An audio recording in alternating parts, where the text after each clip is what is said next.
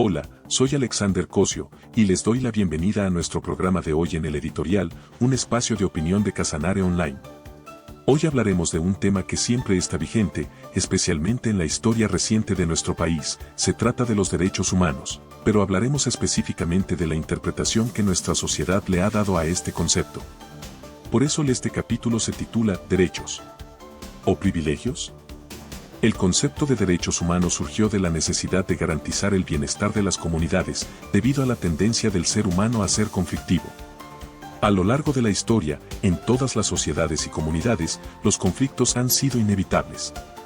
Para mediar o mitigar el impacto de estos conflictos, las sociedades desarrollaron sistemas de leyes y manuales de convivencia, en los cuales se contemplan derechos y deberes que los miembros de las comunidades deben cumplir para vivir en armonía.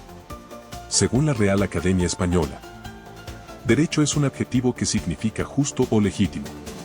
La Declaración Internacional de los Derechos Humanos establece que los derechos son inherentes a todos los seres humanos, sin distinción alguna de nacionalidad, lugar de residencia, sexo, origen nacional o étnico, color, religión, lengua o cualquier otra condición. En Colombia, la Constitución Política de 1991 es nuestro manual de convivencia.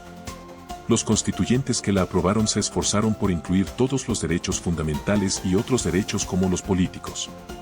Pero como caso particular, la Constitución contiene 83 artículos que hablan sobre derechos y solo uno que habla sobre deberes. Este desbalance ha llevado a malinterpretar el concepto de derecho, convirtiendo nuestro sistema judicial en uno de los más garantistas o paternalistas de la región, lo que ha generado la percepción de que la ley ofrece más garantías al delincuente que a la víctima. Hablar de derechos se hace hoy más relevante, debido a las reformas que está impulsando el gobierno nacional, que afectan directamente algunos derechos fundamentales, como el derecho a la educación y el derecho al trabajo. La malinterpretación del concepto de derecho se refleja en manifestaciones como las de los profesores, que dicen luchar por el derecho a la educación pública, lo cual, desde un punto de vista práctico y objetivo, es una mala interpretación del derecho. Para entender mejor el concepto de derecho, se pueden considerar tres premisas que están basadas en estudios realizados sobre el tema.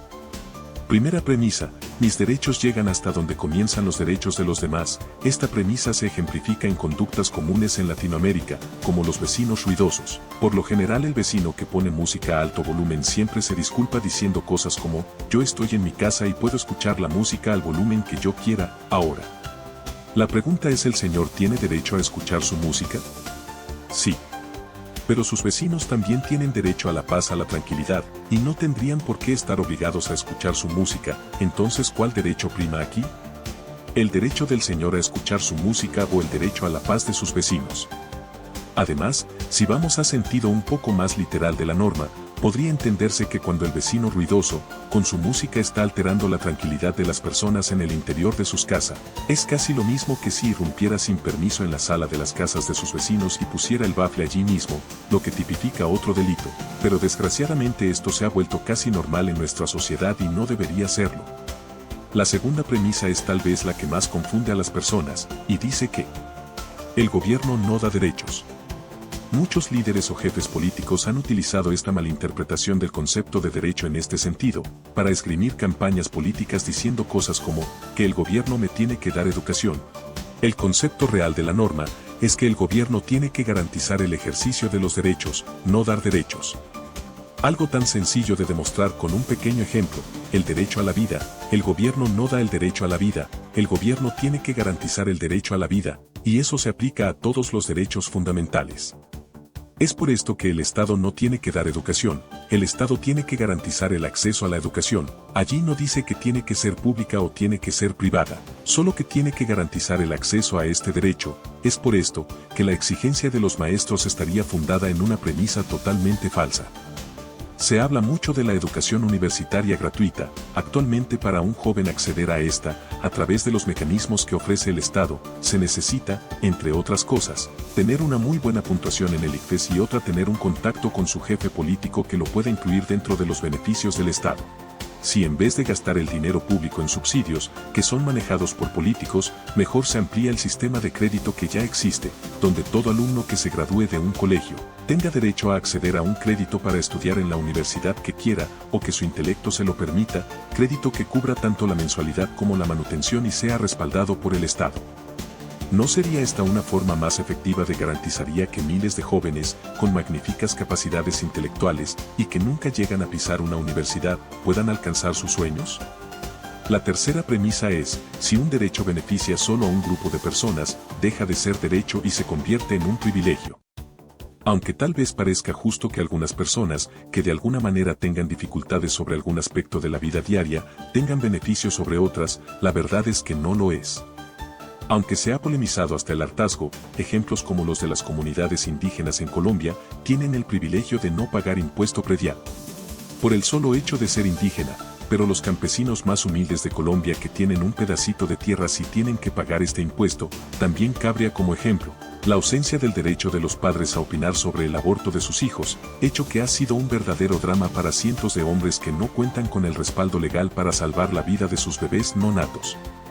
Juan M. Blanco, profesor de Economía en la Universidad de Valencia, España, sostiene que la sociedad occidental se ha infantilizado, palabra que trata de describir la manera en la que las nuevas generaciones se comportan, donde todos son derechos pero no hay deberes, tratando siempre de exigir eso, a lo que creen tener derecho, a través del berrinche o la pataleta, cosa que han sabido capitalizar algunos dirigentes políticos que con su demagogia, les hacen creer que comparten su lucha en contra de esos tiranos opresores, llámense padre, profesores, Estado, etc., que no les permiten acceder a esos derechos. Y por esto es muy común ver oleadas de jóvenes manifestándose masivamente, y muchas veces con violencia, por cosas que ni ellos mismos entienden. En Colombia, el famoso estallido social fue impulsado por una reforma tributaria propuesta por el gobierno de Iván Duque, la cual contenía, como todo proyecto de ley, cosas buenas y cosas malas, pero los demagogos tomaron esto como disculpa para desencadenar una oleada de protestas a nivel país, pero si le preguntabas a uno de esos muchachos qué parte de la reforma no le gustaba, no sabían contestar porque ninguno de ellos la había leído, solo les importaba luchar por sus derechos, y no les importó pasar por encima de los derechos de los demás. Por esto urge que en nuestra Constitución se incluyan los deberes fundamentales, como el deber a respetar la ley, o el deber de proteger los bienes del Estado, o el deber de proteger la vida en todas sus manifestaciones. Es que sencillamente derechos sin deberes simplemente no funcionan. Los derechos humanos son fundamentales para el bienestar de la sociedad, pero deben ser comprendidos y equilibrados con los deberes correspondientes. Solo así se puede lograr una convivencia armoniosa y justa en cualquier comunidad. Para finalizar y en vista de algunos comentarios en redes sociales, cabe aclarar que nuestro programa El Editorial tiene un fin puramente informativo, o si se quiere, educativo o solamente de entretenimiento. Gracias por ver nuestro programa y lo invitamos a visitar todas nuestras redes sociales, donde encontrarán los capítulos anteriores del editorial, el noticiero virtual Balance Informativo de Casanare Online y muchísimo más. Hasta la próxima.